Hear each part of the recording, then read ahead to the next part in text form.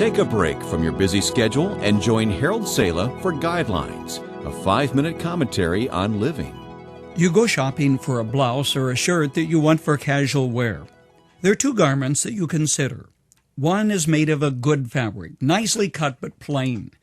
The second is almost identical, but it has a logo on it with a designer's name, one you quickly recognize. Everybody wears that brand, so you check the price tag. It's more than double the cost of the first one you picked up.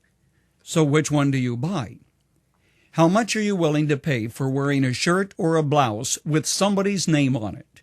In other words, how much are you willing to pay for social acceptance? Now, facing that question tends to make you uncomfortable, right? Yet have I not described the social consciousness that confronts us today? Never before in the history of marketing have we been so challenged to conform to the social images that are thrust in our faces daily.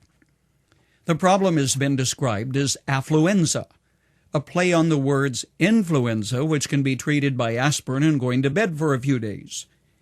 Affluenza has been driven by a growing economy that generates more money for people to spend.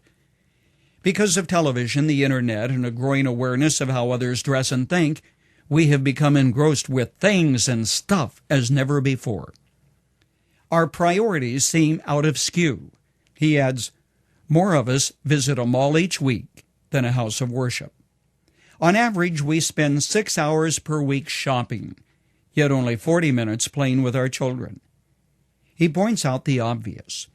Thinking that we must have more, we spend more, so indebtedness grows. Credit card debts skyrocket. Thinking we'll catch up with the bills next month, they catch up with us. Paul's direction that we should be in debt to no man save the debt to love one another is forgotten. We find ourselves shackled with tremendous debt, which suffocates our family. How do you fight back?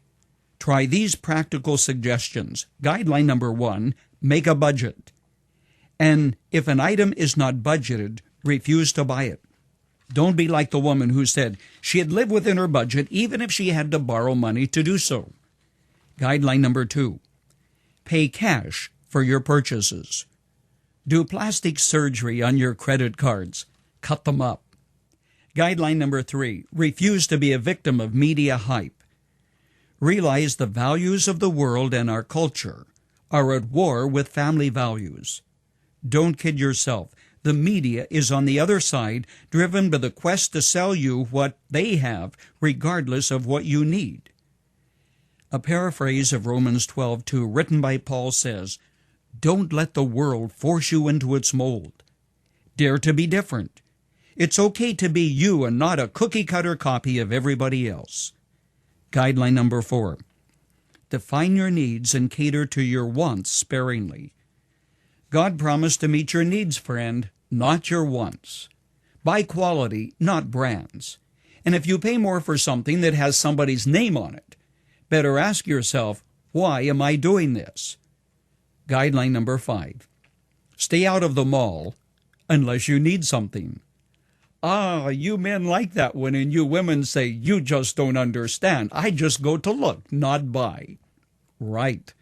Like an alcoholic who goes to a bar simply because he likes the smell and the friendly environment. People who make shopping a recreation spend money they don't have buying things they generally don't need to impress people they don't like. There is a cure for affluenza.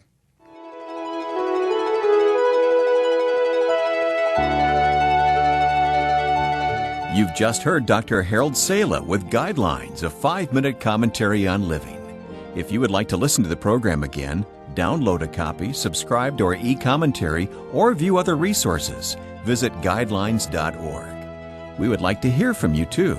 You can email us at info@guidelines.org. That's info@guidelines.org. Thanks for listening, and we invite you to join us again for the next edition of Guidelines.